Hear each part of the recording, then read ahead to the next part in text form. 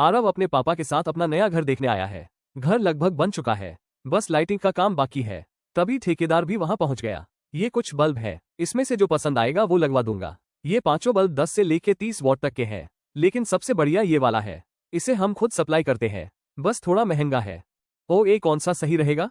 तू बता आरव। ज्यादा वॉट मतलब बिजली का बिल ज्यादा, पर रोशनी भी ज्यादा मिलेगी। ऐसा करते हैं, बीच का कोई लगवा लेते हैं। तो मेरा वाला ही लगवा। 20 वॉट का है। आरव ने बल्ब देखा तो उस पर कोई पावर रेटिंग नहीं लिखी थी। बाकी सब पर है, इस पर क्यों नहीं? अरे प्रिंटिंग कॉस्ट बचाने के लिए रेटिंग नहीं लिखी। मेरी बात का भरोसा रखो, 20 वॉट का ही है। लेकिन आरव को भरोसा नहीं हुआ। क्या किसी तरीके से इस बल्ब की पावर रेटिंग पता कर सकते हैं? तभी उसका ध्यान बाकी बल्ब की रेटिंग पर गया, जिनमें से दो कॉम्बिनेशन का कॉमन रेशियो बन रहा था।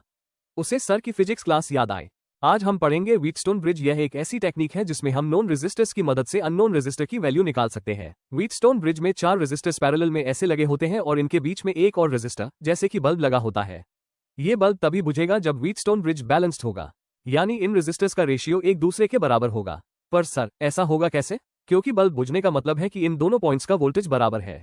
अगर लेफ्ट वाली ब्रांच का करंट I और राइट वाली का I मान ले, तो R1 के अक्रॉस वोल्टेज ड्रॉप होगा E गुना R1 और R3 के अक्रॉस होगा I गुना R3।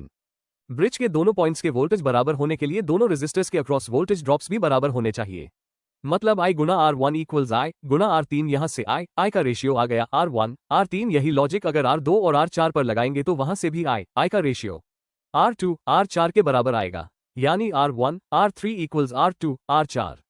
मतलब अगर बल्ब नहीं जल रहा है और हमें इन चारों में से 3 रेजिस्टेंसेस की वैल्यू पता है तो हम चौथे की वैल्यू आराम से निकाल सकते हैं। आरव ने यही कॉन्सेप्ट बल्ब्स पर अप्लाई किया और 4 बल्ब जिनकी पावर का रेशियो बराबर था उन्हें ऐसे लगाया और बीच वाले ब्रिज में करंट है कि नहीं देखने के लिए 5वां बल्ब ऐसे लगा दिया। लेकिन व्हीटस्टोन ब्रिज तो रेजिस्टेंसेस के लिए काम करता है, पावर के लिए करेगा ये नहीं? करेगा, क्योंकि पावर V वर्ग R होती है। यहां से R की वैल्यू V वर्ग P आ जाएगी। बल्ब की पावर हमारे घरों की वोल्टेज के हिसाब से ही लिखी होती है।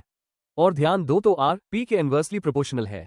स्टोन ब्रिज बनेगा और मिडिल वायर में करंट फ्लो नहीं करेगा। आरव ने सर्किट का स्विच ऑन किया, पर ये क्या, बीच का बल्ब तो जल गया। मतलब ये 20 वॉट का नहीं है। अरे तुम तो बड़े समझदार हो।